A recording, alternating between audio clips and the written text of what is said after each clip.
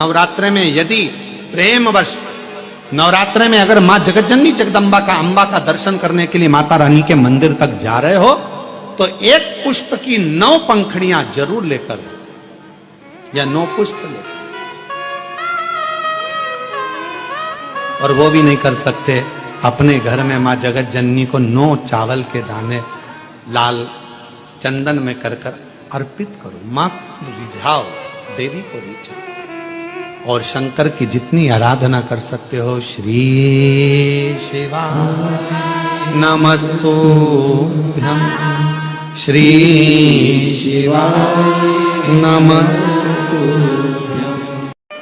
हफ्ते 2 हफ्ते में, महीने भर में एक दिन ऐसा बनाओ, अगर मेरा भोलेनाथ तुम्हारी नहीं सुन रहा है तो 1 लोटा जल, 1 दुर्वा और 1 बेलपत्र, ये 3 चीजें लेकर जाओ।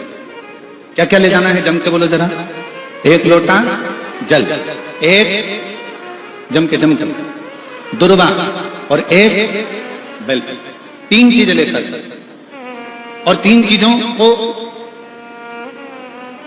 सबसे पहले जो लोटा भर के जल लेकर गए हो वो गणेश जी का स्थान जानते हो ना सब लोग, समझना जरा अच्छे से समझ लीजिएगा। शिवलिंग, जलाधारी, अशोक सुंदरी, गणेश जी, कार्तिकेय। 1 लोटा जल जब चढ़ाओ तो पहले गणेश जी का स्थान, फिर तटी भाग, फिर शिवलिंग। समझ में आ गया? गणेश जी का स्थान, तटी भाग, जलाधारी, फिर शिवलिंग। दुर्वा गणेश जी के स्थान पर समर्पित कर दो और बेलपत्री अशोक सुंदरी वाली जगह पर समर्पित कर दो। ये 3 चीजें अगर आप 2 हफ्ते में, 1 महीने में अगर एक बार भी अगर करते हो तो देवाधिदेव महादेव आपकी मन की कामना पूर्ण जरूर करते हैं, निश्चित। सती में और पार्वती में एक अंतर भारी है।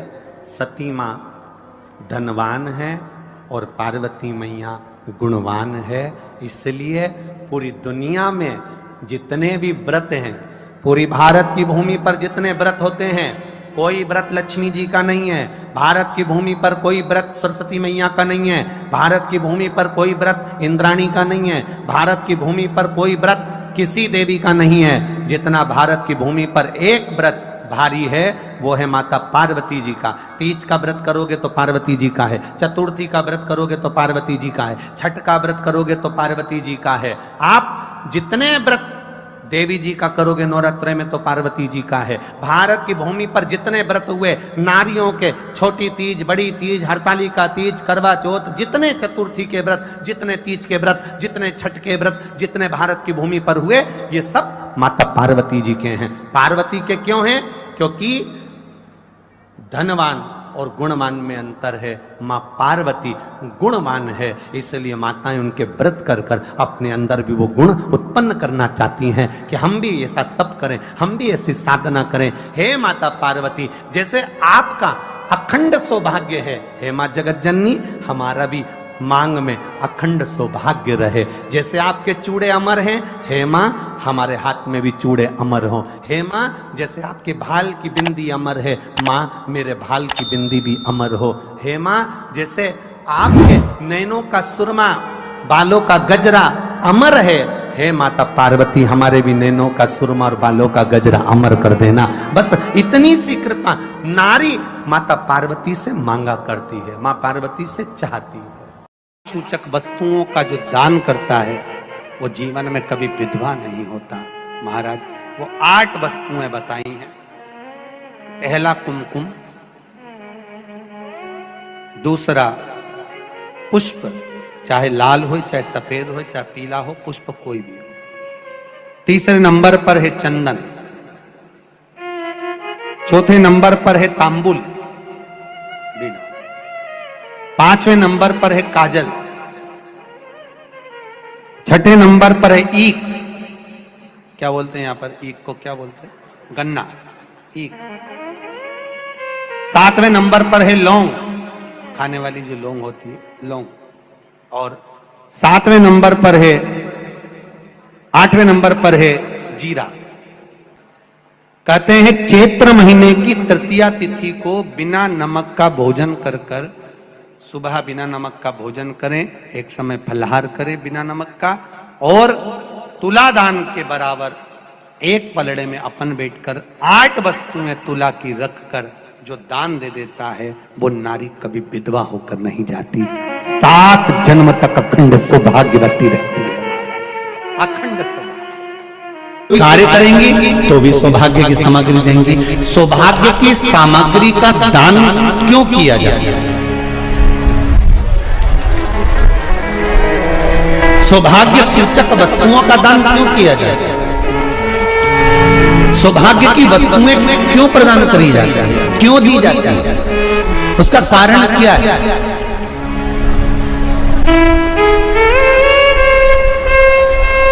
क्यों देते हैं? महाराज,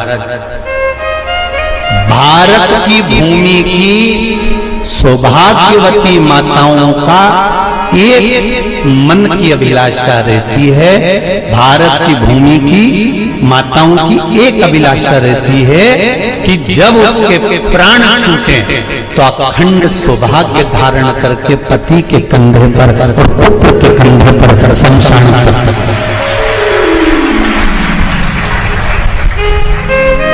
ये भारत की भूमि की माताओं की सोच, उनके मन का संकल्प, उनके मन का भाव। और विदेश की माताओं का क्या संकल्प होता है? महाराज, भारत का एक संत विदेश गया और भारत के संत जब विदेश गए तो वहां पर एक मां, एक स्त्री पति की कब्र के पास में बैठकर पंखा कर रही थी। भारत के संत को बड़ा दुख हुआ, देखो हमारे यहाँ की माताएं तो पति के साथ सती हो जाती हैं, हमारे भारत की भूमि की माताएं तो पति के साथ सती हो जाती हैं, पर ये तो विदेश की माताएं तो भारत की माता से भी बढ़कर है कि पति मर गया, कब्र के अंदर है तो भी पंखा कर रही हैं। ये तो इनसे भी बड़ी है, भारत की माता से भी बड़ी ये विदेश की माता। तो भारत के संत से रहा नहीं गया और भारत के संत ने जाकर पूछ लिया विदेश की माता से, माँ जी एक बात बताओ, हमारे यहाँ पति के साथ पत्नी सती हो जाती है, वो प्रथम गिनती में आती है, पर तुम तो उससे भी बड़ी हो कि पति मर गया उसके बाद भी उसकी कब्र को पंखा कर रही हो। इतने में विदेश की माता ने कहा, मैं पति को पंखा नहीं कर रही, हमारे यहाँ नियम है जब तक पति की कब्र नहीं सूख जाए हम दूसरी शादी नहीं कर सकते, इसलिए पंखे से सुखा रहा।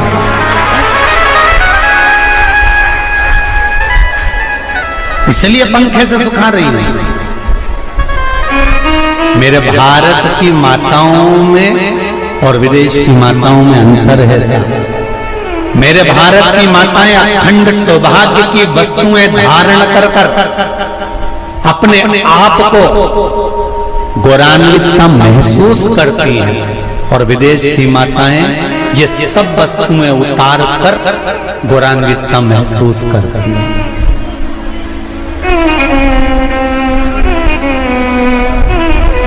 क्यों देते हैं चूड़ी का दान, क्यों देते हैं बिंदी का दान, क्यों देते हैं अखंड सौभाग्य का दान? किस महाराज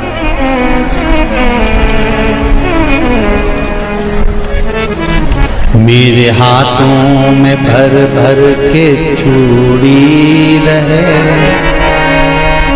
मेरे हाथों में भर भर के चूड़ी और मैया कोई कामना,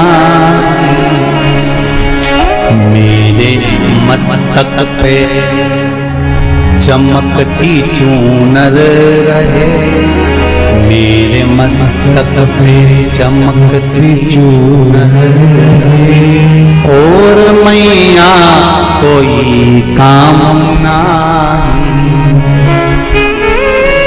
मेरी मांगों में भर भर के सिंदूर रहे, मेरी मांगों में भर भर के सिंदूर रहे और मैया कोई कामना नहीं, मेरे पाँव में बिछुड़ी का जोड़ा रहे,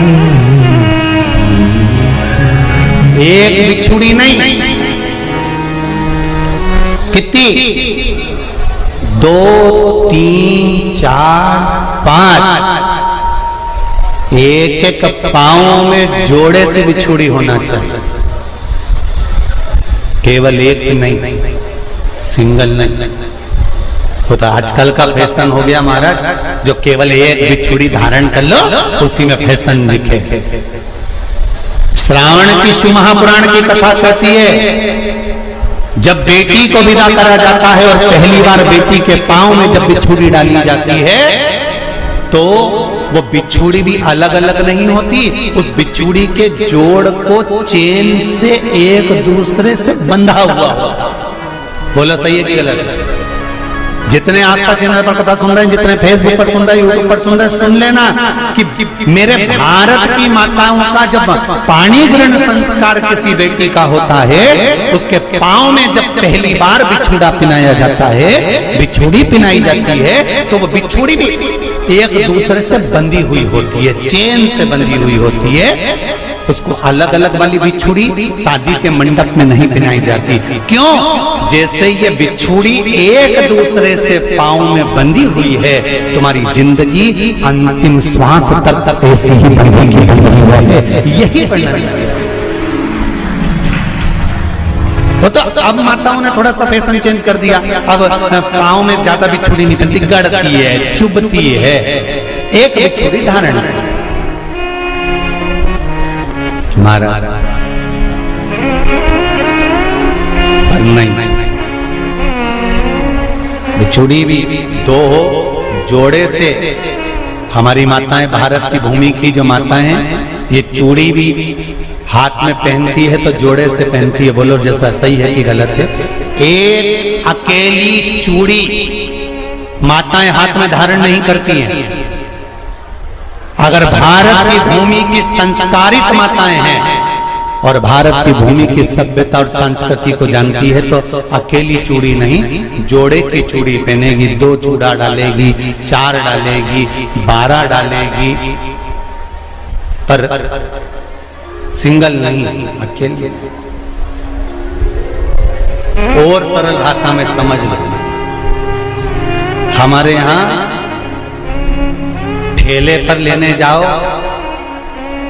तो जो केले अपन खाते हैं वो भी सिंगल नहीं देते, उसको भी जोड़े से दिया जाता है। 2 दूं की, 12 दूं की, आधी दर्जन दूं की, 1 दर्जन दूं। अब अंदाजा लगाइए, हमारे यहां देने का भी एक भाव है। श्रावण के महीने की शिव महापुराण की कथा, जिसका नाम है श्रावण शिव महापुराण की कथा, ये कहती है कि पार्वती जी ने और गंगा जी ने ये चतुर्मास में जितना सौभाग्य का दान दिया है, उनके बराबर दुनिया का कोई व्यक्ति इतना सौभाग्य का दान नहीं दे सकता जो माता गंगा और पार्वती दोनों दान दे रहे हैं।